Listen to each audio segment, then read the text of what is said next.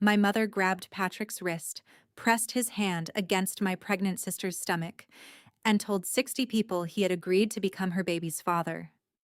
Patrick pulled away so fast Danielle nearly lost her balance. I agreed to nothing. He said, "I'm marrying Natalie." My mother smiled like he'd made a nervous joke. "Danielle needs stability," Catherine said.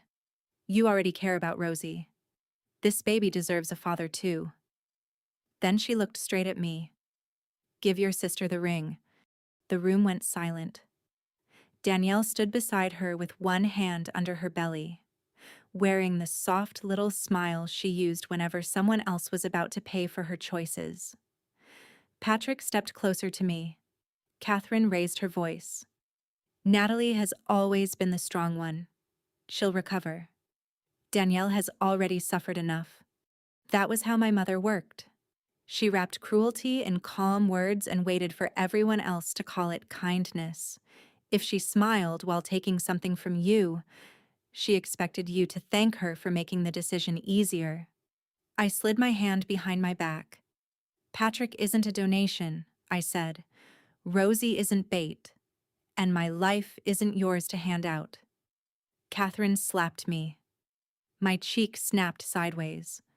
Rosie dropped the baby shower card she'd been holding. Patrick moved between us. "Touch her again," he said, "and this party ends with everyone knowing exactly what you planned." Danielle laughed too quickly. There was no plan. Patrick unlocked his phone and read one of her messages aloud. "Stand close to me at the shower. Once Natalie sees the family supports us, she'll finally accept it." Danielle's face emptied. Catherine leaned near my ear. "Keep fighting me," she whispered, "and you'll never see Rosie again." I turned to Rosie. "If you ever feel unsafe, call me from any phone. Say, 'Bring my red backpack.' That's all."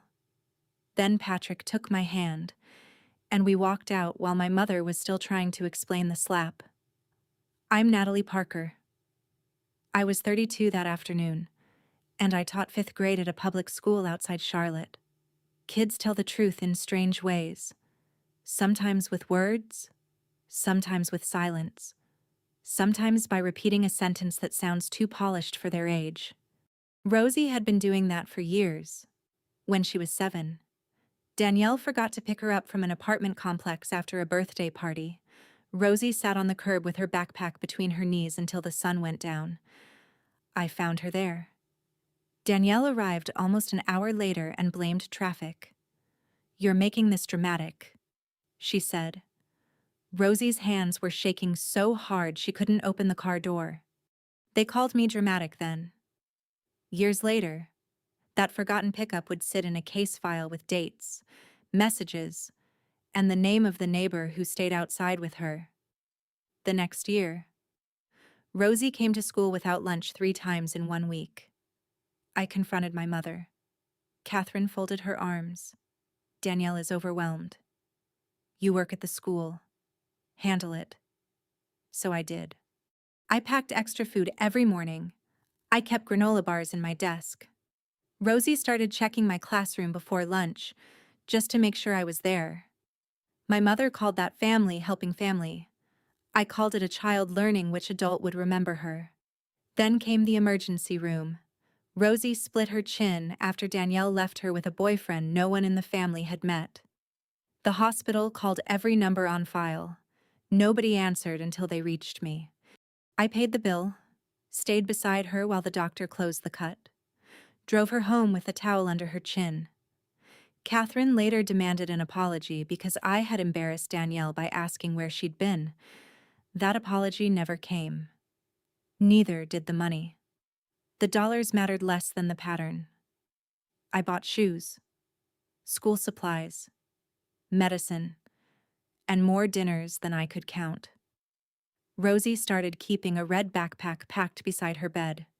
Pajamas, toothbrush, a stuffed rabbit with one missing ear. Everything a child needs when she has no idea where she'll sleep. 3 nights after the baby shower, my phone rang from a number I didn't know. Rosie's voice came through barely above a whisper. Bring my red backpack. Patrick already had his keys. Danielle let us take her after calling me a thief and warning that it was only for one night. Rosie climbed into the back seat, hugged the backpack to her chest, and stayed silent until we reached my house. Then she asked, "Can I stay until I learn my lines right?" "What lines?" She stared at her shoes, the ones about your emotionally unstable home environment. No 10-year-old talks like that. Someone had written the words for her. Tell me what happened in your own words, I said. Rosie opened her mouth. Nothing came out. Her fingers tightened around the strap of the red backpack until her knuckles turned pale. Grandma said I had to say it exactly. Patrick sat across from us at the kitchen table. He kept his hands flat on the wood, giving her space. Exactly how he asked. Rosie pulled out her phone. She made me practice. The file started with my mother's voice. Press record. Start again. Then Rosie's small voice followed. Stiff and careful. Aunt Natalie creates an emotionally unstable home environment. Catherine stopped her. No. Slower. Make it sound like you're scared. Rosie tried again. The next line accused me of withholding food. Another claimed I screamed at her every night. Then Rosie began to cry on the recording. I don't want to say this. Catherine's answer came sharp. If you mess this up, Natalie will disappear from your life. Do you understand me? Rosie covered her face at my table. She said if I learned it right, I could stay with you forever. The words landed harder than the slap. My mother had turned safety into a prize and made a child earn it with a lie. I took Rosie's hand. You're not in trouble. Her shoulders folded. You don't have to memorize anything. You don't have to perform for me. You're safe here tonight. Patrick sent the recording to himself before anyone knew we had it. Rosie had already messaged the file to me, asking for help with her assignment, so the original stayed untouched on her phone. By the next afternoon, a caseworker sat across from Danielle with the recording. Patrick's messages, the missed pickups, and a photograph of Rosie's packed bag. Danielle called it a misunderstanding. Catherine called it coaching for a confused child. Then she told the family I was using my job to steal Rosie. Her public apology for slapping me arrived that evening. She called it an emotional reaction caused by stress. Not violence. Stress. I sent one reply. Tell the caseworker the same story. An hour later, Catherine announced a reconciliation dinner. She still thought the right audience could make a lie become true. By the end of the week, Rosie was still sleeping in my guest room. The caseworker called it a temporary kinship safety arrangement. Danielle called it theft. She signed anyway. The choice in front of her was simple. Rosie could stay with me while the investigation moved forward, or the agency could ask a judge to step in immediately. Danielle picked up the pen and glared at me. Enjoy playing mother, she said. This won't last. Catherine stood behind her with one hand on her shoulder. Sign it, she said. We'll fix this later. That was the part they never understood. They thought every boundary was temporary if they pushed hard enough. I gave the caseworker everything we had. Patrick's full message thread, the original voice recording, the school pickup history, the emergency calls. Rosie's texts asking me to come get her. No speeches, no dramatic presentation. Just one fact after another. The result was immediate. Catherine could no longer tell the family that Rosie invented the accusation while telling the caseworker that Rosie had reported it on her own. Patrick leaned against my kitchen counter that night while I read Catherine's invitation to the reconciliation dinner. She wants you angry, he said. If you lose your temper, she gets to call you unstable. I know. You're still going. I folded the invitation and put it in my purse. She only wins when everyone hears a different version. Catherine had already called 3 aunts and 2 cousins. She told them I was jealous of Danielle. She said I wanted Rosie because I couldn't stand watching my sister build a family. She even claimed Patrick had confused Danielle by being too kind. Every lie had been tailored to the person hearing it. That was her real talent. Liars survive by giving each person a different piece of the story. I didn't need a better argument. I needed all the pieces in one room. Rosie stayed with a trusted friend from school. I refused to bring her into another family performance. Patrick drove with me to the dinner. Catherine opened the door wearing the same soft smile she used at the baby shower. She hugged the air beside my shoulder, careful not to touch me. Then she leaned close enough for only me to hear. "This is your last chance to give that child back before things get ugly." I looked past her at the relatives already seated inside. "Then let's make sure everyone hears the same story." Catherine waited until everyone had a plate before she started. She stood at the head of the table with one hand pressed to her chest. "I made one mistake," she said. I reacted emotionally because I was terrified for this family. Danielle stared down at her lap. Then Catherine turned toward me. "Natalie has taken advantage of Rosie's confusion. She has convinced that child she isn't safe with her own mother." One of my aunts nodded. That was how far Catherine's story had already traveled. Danielle finally looked up. "Rosie told us Natalie screams at her. She said she doesn't get fed over there." Patrick's jaw tightened beside me. I kept my eyes on Catherine. "Nobody helped Rosie say that. Of course not. You gave the same statement to the caseworker." "Yes." Clear. Confident. Final. Exactly what I needed. Patrick placed his phone on the table and pressed play. My mother's voice filled the room. "Press record. Start again." Catherine's mouth fell open. Rosie's rehearsed voice followed. "Aunt Natalie creates an emotionally unstable home environment." Then Catherine corrected her. "Slower. Make it sound like you're scared." Nobody moved. Danielle reached across the table for the phone. Patrick pulled it back before her fingers touched it. "That was practice," Danielle snapped. "She wasn't supposed to keep it." My aunt turned toward her. "Practice for what?" Catherine jumped in. Rosie needed help remembering what happened. The two lies collided right in front of everyone. Danielle said it was practice. Catherine said it was memory. Neither of them noticed the other had just destroyed the story. Another aunt pushed her chair back. "You threatened that child," Catherine pointed at me. "She has manipulated all of you. She's always wanted to replace Danielle. The caseworker already has the original recording," I said. Catherine froze. "The messages, too. Every version you gave them. Every version you gave this family." The color drained from Danielle's face. This dinner was never about proving what happened. That part was already done. I came because Catherine had spent years surviving through separate stories. One for the family, one for officials, one for Rosie. Now every audience was sitting together. Catherine's voice softened. "Natalie, please, don't destroy your sister's motherhood over one mistake." "One mistake." My words came out flat. "You put a lie in a child's mouth and threatened to take away the only place she felt safe." Danielle turned on Catherine.